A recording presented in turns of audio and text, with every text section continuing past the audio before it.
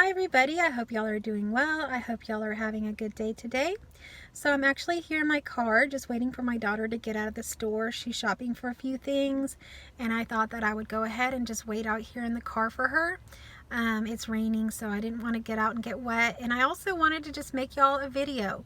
So I thought that I would go ahead and open up the topic around money. So I get a lot of questions. I get a lot of people curious about money and how that works with manifesting, or what I speak about with identity shifting or reality shifting. So a lot of people are definitely focused on the money aspect of things. So many people believe that if they had the money, that their whole life would change, that things would get better, that they wouldn't have this problem or that problem. But in my experience, money is not the most important thing. It really just isn't. If I was able to manifest anything that I wanted, I would manifest having a non-dual realization or understanding of that that's embodied. Why? Because that changes everything, and that changes everything, including money. So everything begins to align to wholeness when that happens, and just your whole understanding of reality is clear. You're not seeing things incorrectly. It's very simple. So once you can see things for what they are, everything makes sense. So I'd much rather have the understanding that makes my whole reality make more sense. But of course, money is very important to people because money is essentially a tool. Money can provide food, your wants, your needs, your shelter. It could even provide power. It could even provide prestige. So money is tied to many things. It can provide, your status at some places.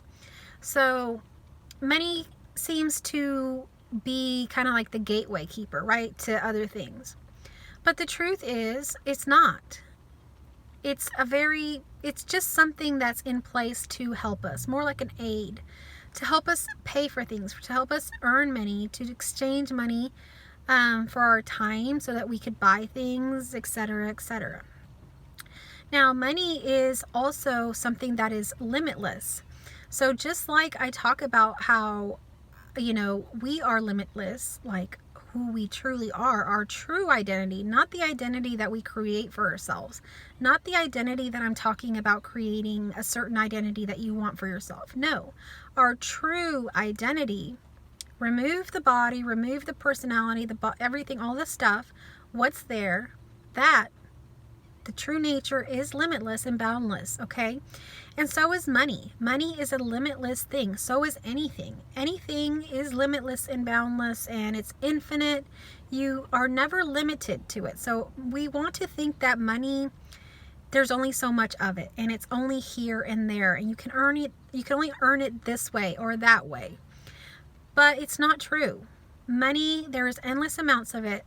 There is no stop to money. So you could have as much money as you want. That doesn't take away from anybody else having money.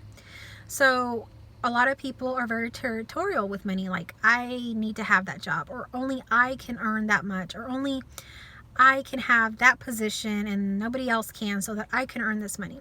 No, actually anybody can have any position and they could all be earning this amount of money and there would still be money. Money is not limited. And it's not limited for you at all. You're full of money. You're abundant. You are money. You create money. So how do you create money? Money is also created in your beliefs about money. So just like I'm talking about the identity shifting thing, whatever you are aligned with, whatever you believe about yourself, whatever you feel, whatever you imagine and believe, that becomes reality. Same thing for money. What is your belief around money? Do you believe that you can't have money? Do you believe that there are only certain ways to earn money? Do you believe that only certain people can have money? Do you have beliefs around that money is the root of all evil? Do you have beliefs around money makes people greedy? What are your beliefs about money? Most people actually, when they start to examine their beliefs around money, have very negative beliefs. And actually, I had pretty negative beliefs myself.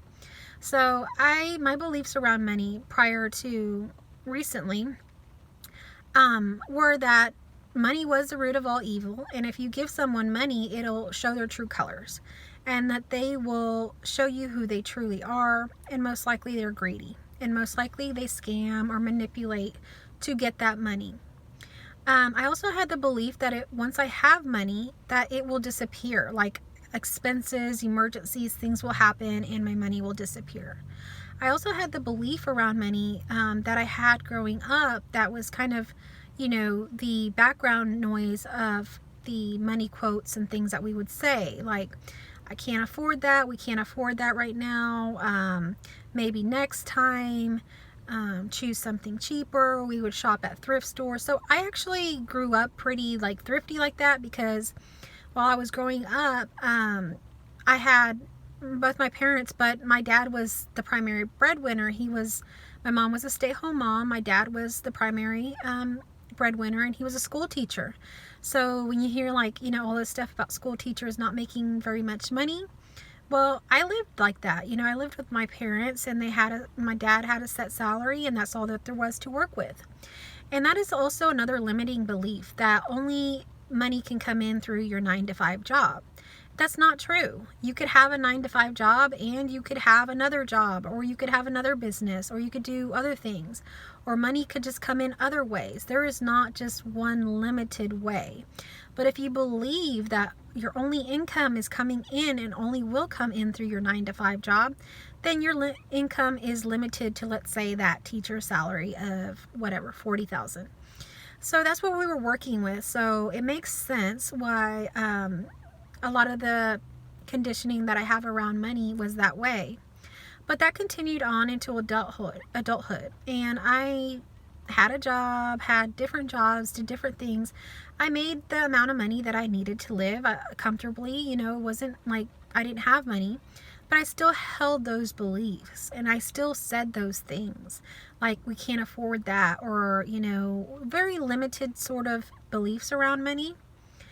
And so it always stayed like that, and I was very, very limited in how much money I was able to save, even though there was a time where my husband and I were making very good money and we had nothing to show for it. I still don't understand where all that money went. So if you're not okay with your beliefs around money, if you have negative beliefs about money, or you believe anything that money is the root of all evil, all this stuff, then you will subconsciously get rid of that money. You might make money, but you're going to lose it just as fast.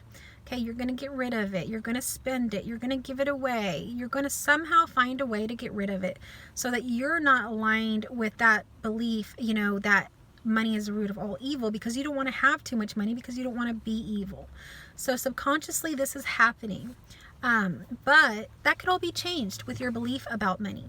So what did I do is I believed what I believe about myself, that I'm not limited. I am abundant, able to have anything and everything that I want. Nothing is outside of my reach. I create money. I am money. So I don't have to go ask for money to some god or to some man or to my employer or any of that. I want money, and I align with money, and money comes to me because money is me. It's all created and happening through me. So when you have that belief, you kind of defy all of those other things. So you're able to keep money a lot longer. That's what's happened so far, is money just accumulates and accumulates. And you begin to have the belief that money is easy. Money comes to me frequently and easily. That's one of the mantras that I say to myself. And every day, money comes in from somewhere or another. It just comes in. And it's happened more and more frequently since I've had this shift. Why? Because I don't feel limited anymore, and I don't ever limit myself. If I want something, I know that I can have it. So, there's a lot of beliefs around what we can have and can't have. Honestly, we can have anything and everything we want. Everything is for us to have, to enjoy, to do what we want with. But some of us, because of the way we grew up, because of our beliefs, are very limited in what we do as far as money. We don't have very much of it. We don't buy anything. We don't ever really do anything with money. It just doesn't seem to work for us. While sometimes for some people money seems to work for them, they're able to invest and grow their money, they're able to buy properties, do all these things, and yet some people can't. Why? And that's not because of some 9-to-5 job, or they don't have the type of job I have. All these excuses that come up are false.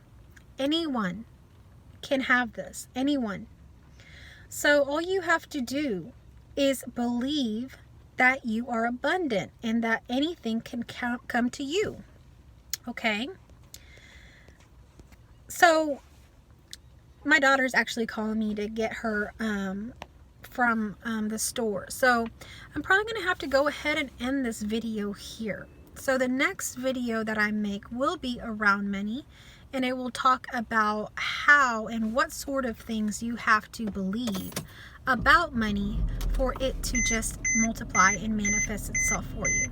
So I will make that video on my next one, and I will go get my daughter now. So I hope y'all continue to have a good rest of your days, and I hope that you will come back and check into my next video around money. Thanks for watching.